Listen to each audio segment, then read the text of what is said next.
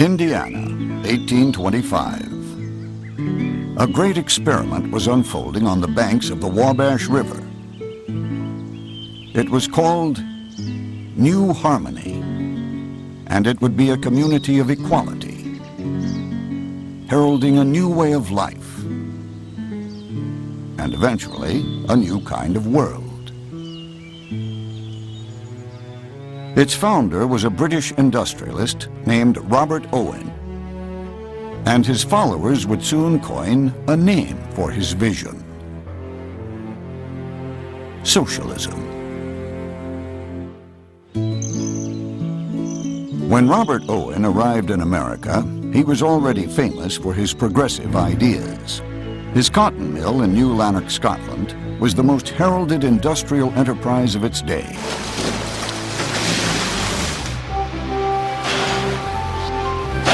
He shortened working hours, restricted child labor, and even provided sick pay.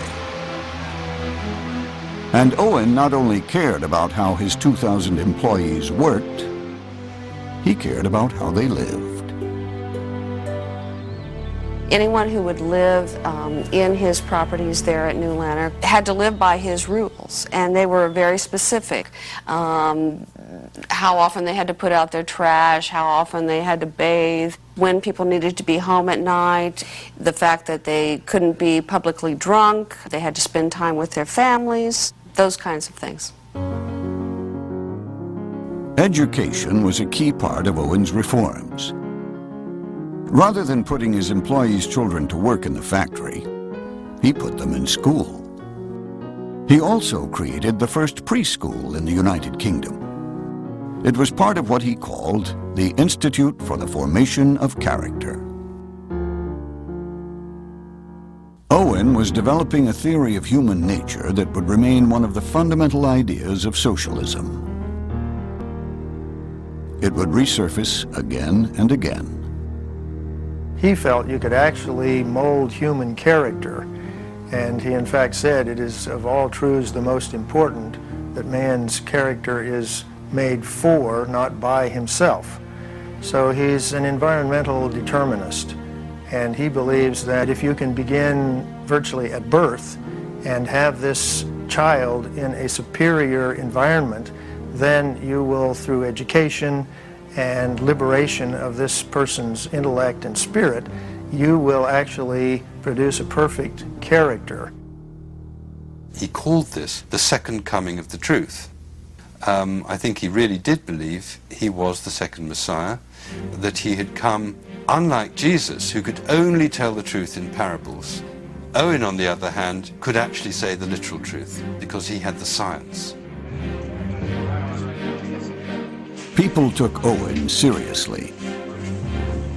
When he arrived in America in 1825, a joint session of Congress was convened to hear his ideas. Before an audience that included President James Monroe and President-elect John Quincy Adams, Owen announced he had purchased an entire village in Indiana. There, he would further the work begun at New Lanark. But this time, his community would be one of true equality.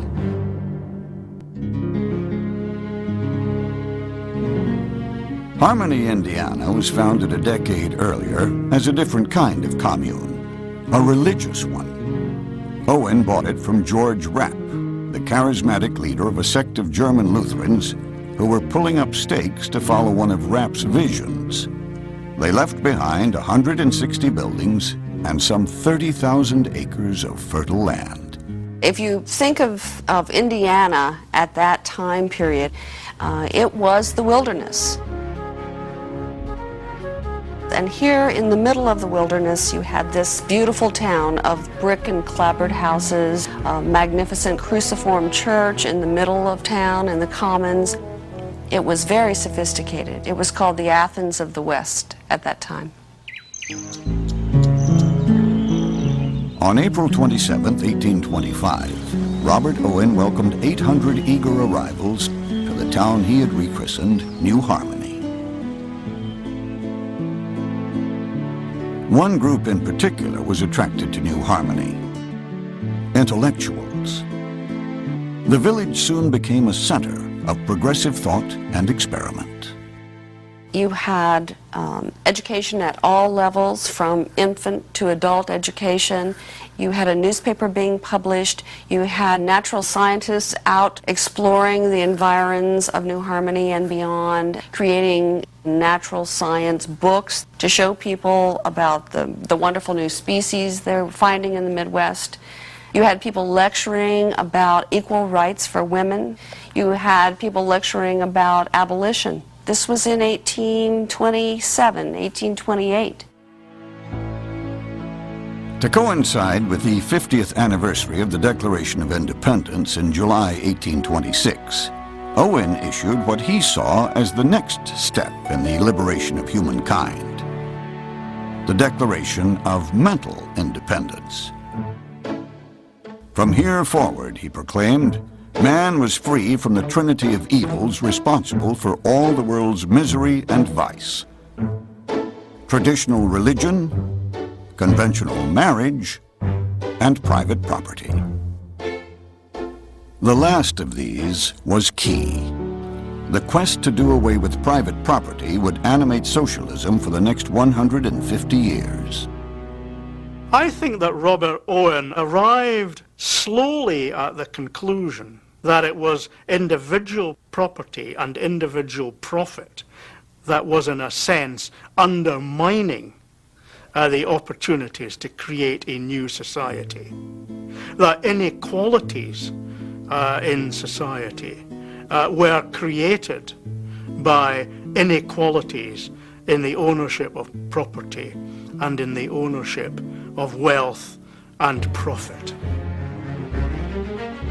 Owen couldn't quite bring himself to turn over ownership of his property to the community, but people did get to live there for free. All goods were distributed at the village store. It was not the most efficient system. One New Harmony member named Paul Brown wrote that even salads were deposited in the store to be handed out, making 10,000 unnecessary steps and causing them to come to the tables in a wilted, deadened state. Before long, many members were losing their enthusiasm for the experiment. In the end, I think one of the problems in New Harmony was that it was a big group of idealists in one place, in a very isolated place. They spent a lot of time thinking about the ideal of the perfect community. Ultimately, you had a lot of thinkers and not enough doers. The work simply didn't get done. Before long, industries that had thrived under George Rapp's followers were either sputtering or out of business altogether. After 2 years, several reorganizations, and 7 different constitutions, Owen's great experiment collapsed. Owen had a very hard time acknowledging that there was a failure at New Harmony, and through a period of many months when everyone around him, including his sons, was saying things are falling apart, Owen was saying things are going great here. But eventually he couldn't keep up that pretense any longer because everyone was leaving. And so Owen found a kind of alibi, I think, in blaming the people who came to New Harmony as being poor human material for his experiment. Owen's son, Robert Dale, stayed at New Harmony after its collapse. He had a different assessment of his father's experiment. He wrote, "All cooperative schemes which provide equal remuneration to the skilled and industrious and the ignorant and idle must work their own downfall. For by this unjust plan, they must of necessity eliminate the valuable members and retain only the improvident, unskilled, and vicious.